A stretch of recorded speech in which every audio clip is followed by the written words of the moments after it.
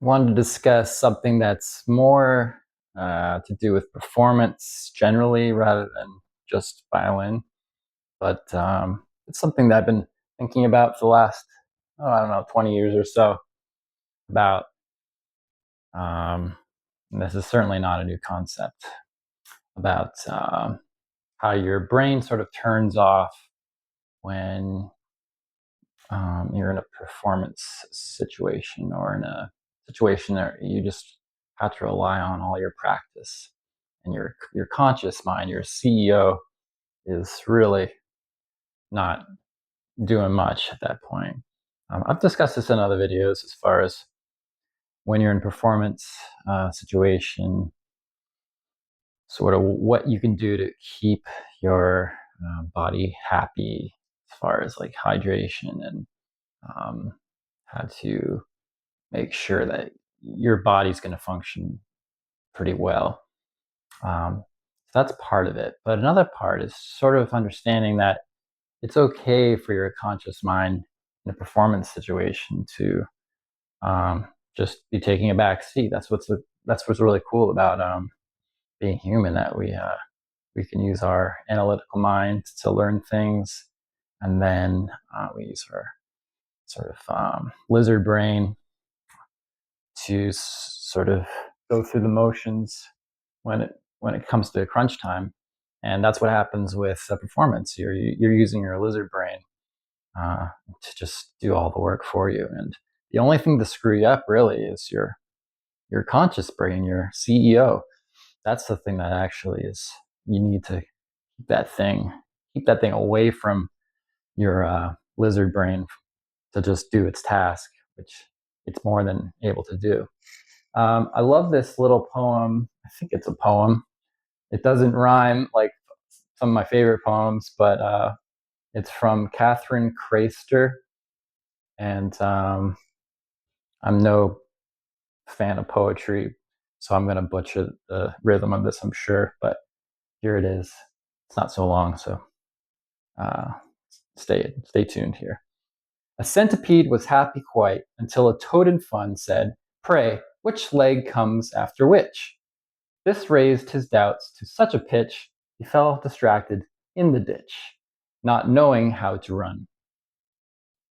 So I love this idea that an animal that um, is born with instincts um, doesn't need to learn certain skills. It's born. It's in their DNA.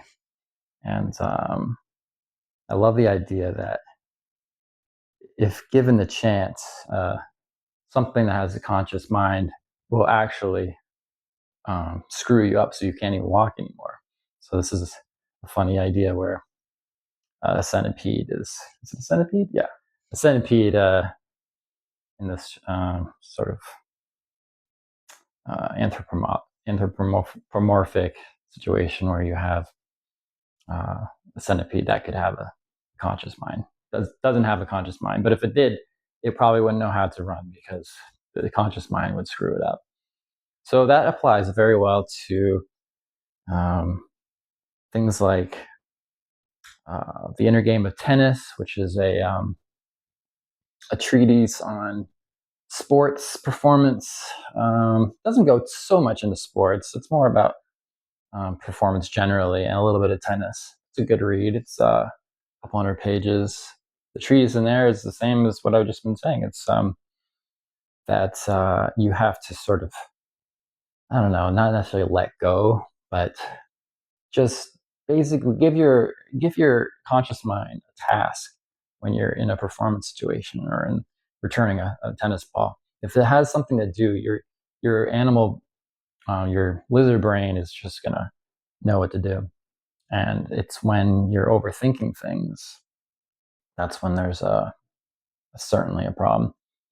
So in the case of performance, I have talked about this, but I just wanted to reiterate that instead of coming to a passage in a performance situation and you're thinking, this passage, I'm going to play this piano, and then 3 bars later is a forte, And then after the forte, there's a mezzo forte. And then I had a teacher who said, make sure the sforzando measure later is very, very um, emphasized. I mean, this all is, you take this all for granted. This is, of course, in the slurry of your memories and all your practice. It's all incorporated, but you don't think that when you're in a performance. So if you're finding that your conscious brain is sort of poking up when you're in a performance situation, you need to learn tools in order to kind of busy your conscious brain. And like I said in other videos, a good thing to do is just concentrate on your breathing, um, concentrate on a single moment in each movement. I call this the uh, well, I've had lots of different names for it, but like a Richter section is sometimes I call it that, where it's just the whole movement is just rhythmically structured around one moment. So, you can almost, if you speak English, you're almost in English when you start a movement. You could be like, I will remember to really target this one moment in this one piece. And then everything else just, you know, it's not like you're actually only thinking about that one moment. It's just it's a trick. It's you need to give your conscious brain, well, some people do. Some people need to give their conscious brain a little bit of a bone in order to distract them. And if you don't do that, your conscious brain might be analyzing as you play. And of course, it's there to sort of be on guard in a way, and that, just let it happen. So if you're playing and you kind of miss a note, or your bow is kind of sounding a little scratchy or something, your conscious brain in English will be like, why is it sounding scratchy? What can I do? And I mean, these little micro adjustments, it's going to happen. They'll be there to help, but your conscious brain is not there to help when it's analyzing everything and sort of setting the table for the entire show or performance. So use it as almost like a backup parachute. Like you do have your conscious brain to mitigate problems. Perhaps your violin starts falling out of tune, for example. I've had that happen quite a bit. I use these stupid metal strings, and the reason why I call them stupid is because they're absolutely inappropriate for classical music. But I like some of their qualities. They have a really fast action, and I kind of like the sort of nasally sound that it produces versus this ridiculous operatic violin sound. I'm just sort of sick of that sound when I hear it. So it suits my taste a lot.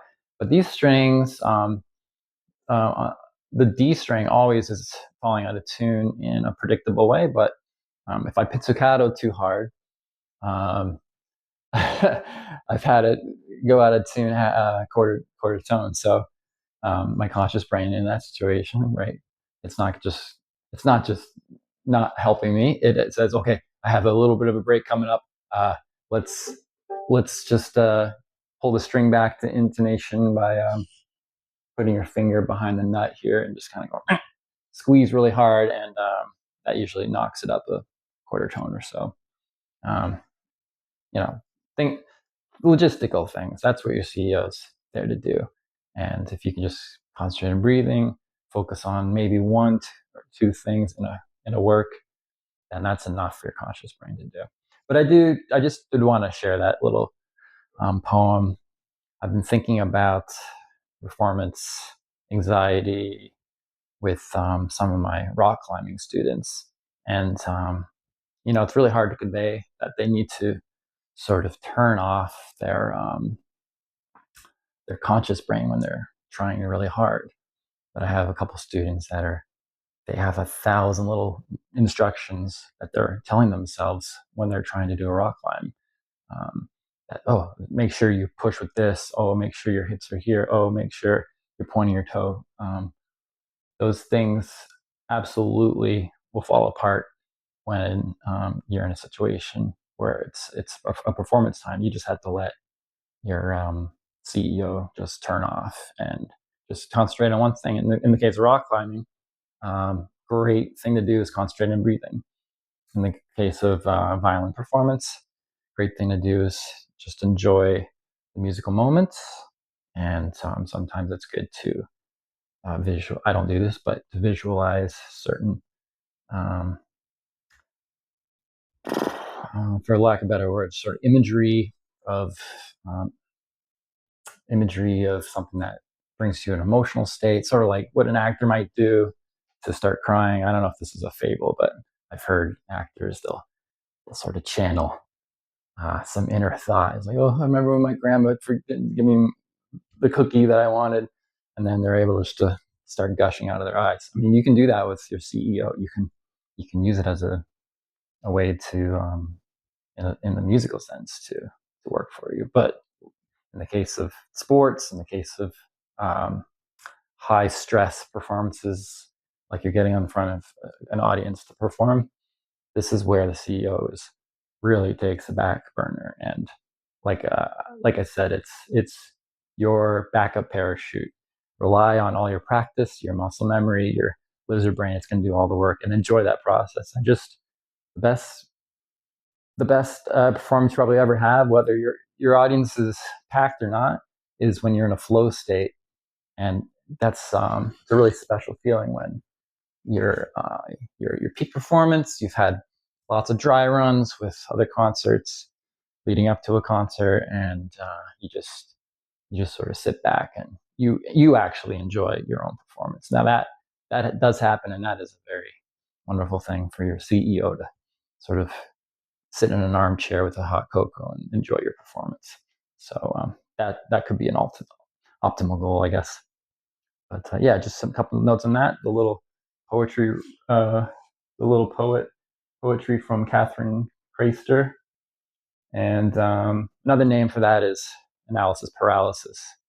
What's happening to the caterpillar there, or the centipede? Um, but yeah, hope you got some nuggets out of this, and best wishes on your performances.